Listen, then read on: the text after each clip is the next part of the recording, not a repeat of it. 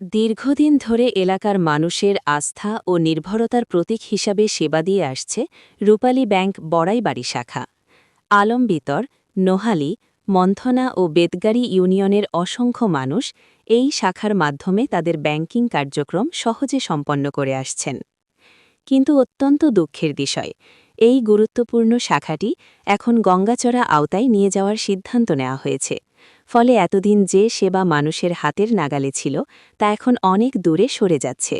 এতে করে সাধারণ মানুষ, বিশেষ করে বয়স্ক, কৃষক, দিনমজুর ও নিম্ন আয়ের জনগোষ্ঠী চরম ভোগান্তির মুখে পড়বেন এবং প্রতিদিনের প্রয়োজনীয় ব্যাংকিং সেবা পেতে অতিরিক্ত সময়, খরচ ও কষ্টের সম্মুখীন হবেন।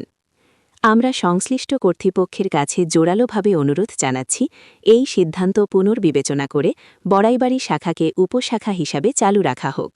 জনগণের সুবিধা ও কল্যাণের কথা বিবেচনা করে দ্রুত প্রয়োজনীয় ব্যবস্থা গ্রহণ করা হোক।